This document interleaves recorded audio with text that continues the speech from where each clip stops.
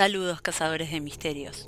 Alisten su mente y su alma para explorar los rincones más oscuros de la historia y descubrir los secretos que yacen ocultos en las sombras. Prepárense para escuchar las historias que hoy no les dejarán apagar la luz antes de irse a dormir. La historia de la humanidad está repleta de páginas deplorables y oscuras. Más probablemente, uno de los capítulos que marcaron el inconsciente colectivo fue el de la Segunda Guerra Mundial. Es en esa época que se sitúa el tema del que hablaremos hoy.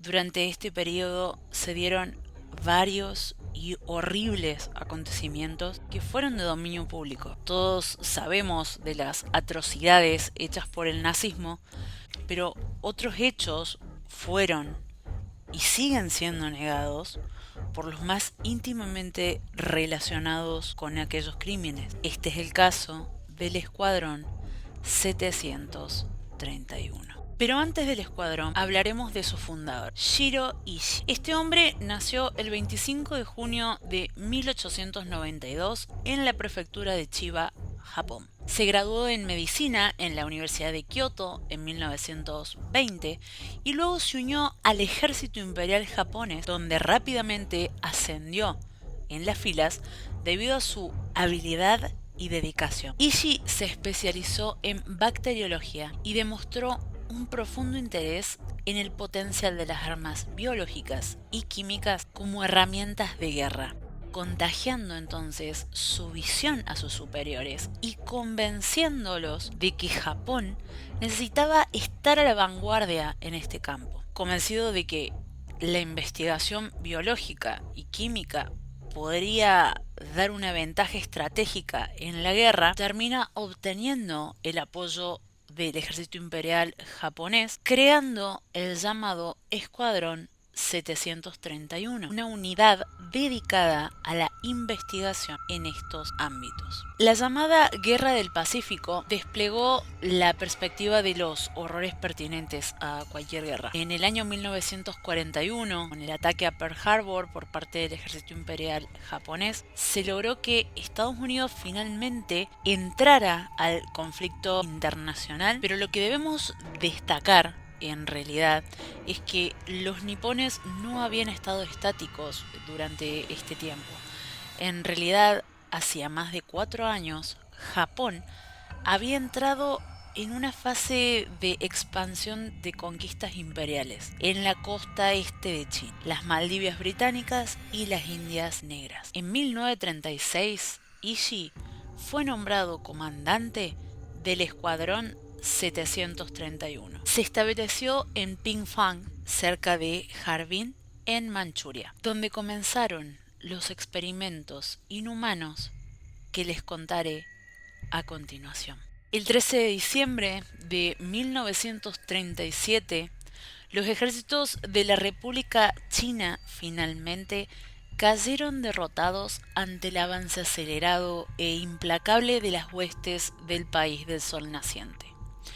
Las mismas avanzaron poderosas hacia la capital china en ese momento, donde se debía librar la última batalla. Las defensas desesperadas de las fuerzas chinas fueron insuficientes y los comandantes del ejército chino terminaron huyendo de la ciudad antes de la entrada del ejército nipón. Los japoneses invadieron la ciudad prácticamente vacía de militares, actuando sobre civiles inocentes. Se registraron olas de robos, violaciones, incendios, pero tal vez este era el destino más piadoso para los habitantes de la capital. Lastimosamente, muchos de ellos pasaron a las manos del Escuadrón 731, sufriendo un destino mucho peor. El emplazamiento de esta unidad se ubicaba camuflada como un módulo de purificación de agua situado en el distrito de Pingfang,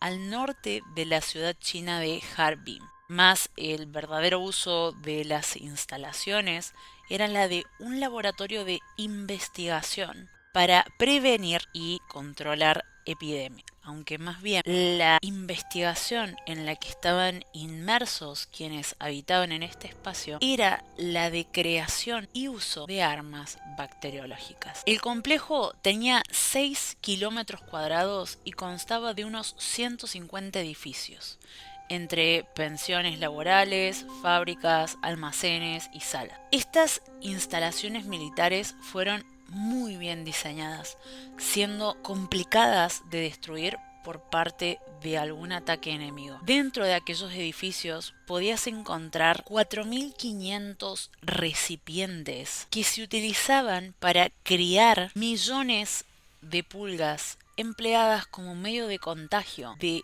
la llamada peste negra, 6 calderas gigantes para producir diversas sustancias químicas y alrededor de 1.800 contenedores para producir agentes bacteriológicos. Los prisioneros de guerra fueron las víctimas de lo que les voy a relatar a continuación. Desde el inicio les arrebataron sus nombres, comenzando a ser llamados por los japoneses Maruta, que significa algo así como tronco, más bien referido a la madera. Este término no solo era una especie de eufemismo un tanto macabro, sino que, según los relatos de los médicos que allí trabajaron, funcionaba como una forma de deshumanización que facilitaba llevar los experimentos atroces de una forma que les permitiera aliviar su conciencia. Los prisioneros de los japoneses fueron sometidos a vivisecciones para poder observar cómo funcionaban los órganos, e incluso muchas veces las mismas se hacían sin anestesia. Primero, para recolectar más información, y segundo, porque consideraban un gasto de recursos innecesario el emplearla. Estas vivisecciones eran realizadas a menudo a prisioneros infectados con enfermedades que los mismos japoneses habían inoculado en ellos. Los científicos nipones entonces llevaban a cabo en la vivisección un estudio en el que se descartaban los órganos de sus víctimas para estudiar los efectos de la enfermedad sobre el cuerpo humano. Era parte de las reglas que estas vivisecciones fueran practicadas mientras los pacientes estaban vivos, porque se creía que el proceso de descomposición afectaría los resultados y el experimento entonces sería un fracaso. Durante estas intervenciones, las extremidades de los prisioneros también eran amputadas con el fin de estudiar la pérdida de sangre. Estos miembros quitados fueron algunas veces vueltos a unir incluso del lado contrario del cuerpo para ver qué ocurría después.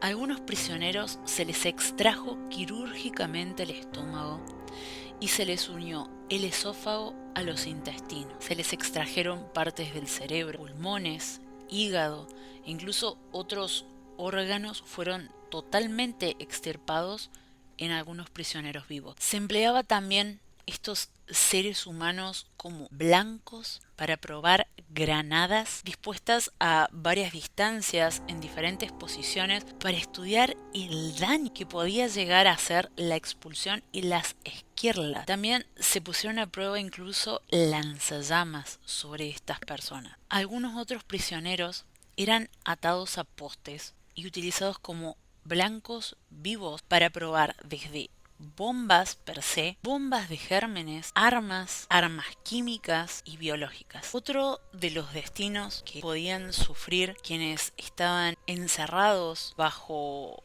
el poder del Escuadrón 731 era ser inyectados con sueros contaminados con agentes patógenos, trazándolos muchas veces como vacunas para estudiar posteriormente sus efectos, para investigar la repercusión de enfermedades de transmisión sexual, cómo evolucionaba la misma en el cuerpo humano sin tratamiento. Prisioneros masculinos y femeninos fueron deliberadamente infectados con sífilis y gonorrea por medio de relaciones continuas o obligándolos a mantener relaciones sexuales entre ellos para después estudiar el desarrollo de estas enfermedades. Otros prisioneros eran infectados con pulgas transmisoras de la letal peste bubónica, para así poder analizar la viabilidad de un arma biológica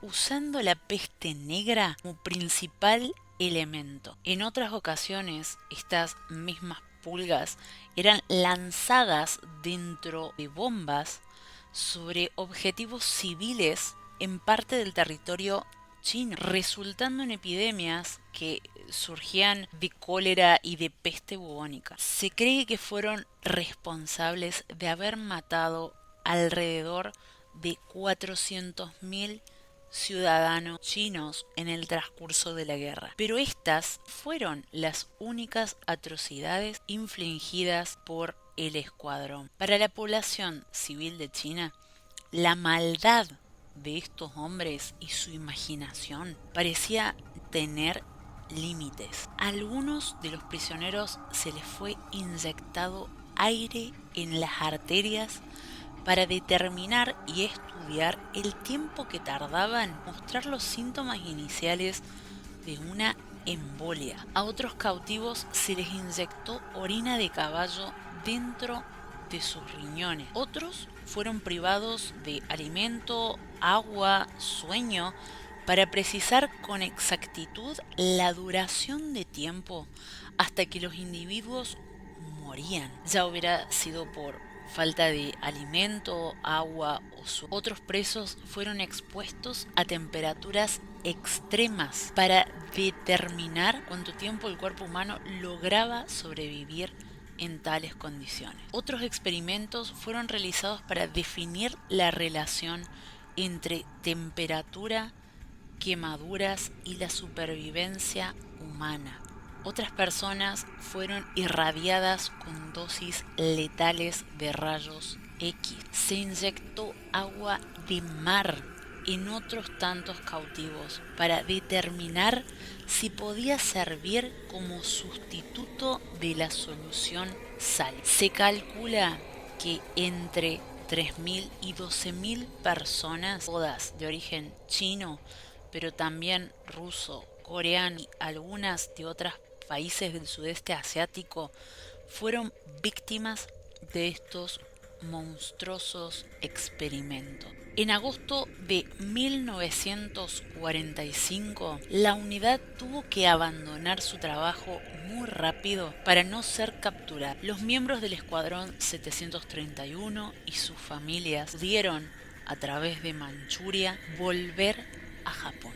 Hiroishi entonces les ordenó a cada integrante de su grupo llevar a la tumba el secreto de lo que habían hecho y los crímenes inenarrables que habían cometido. Muchos de los miembros continuaron sus carreras en la ciencia y en la medicina sin enfrentar consecuencias por sus acciones. Sin embargo, el legado de su brutalidad sigue siendo una mancha oscura en la historia militar de Japón y un recordatorio de los horrores de la guerra. Ishii pasó el resto de su vida en una relativa oscuridad, trabajando en la investigación médica y muriendo en 1959 sin haber sido llevado ante la justicia por sus crímenes. Su legado sigue siendo controversial, ya que algunos lo consideran un pionero en la investigación médica, mientras que otros lo condenan como un criminal de guerra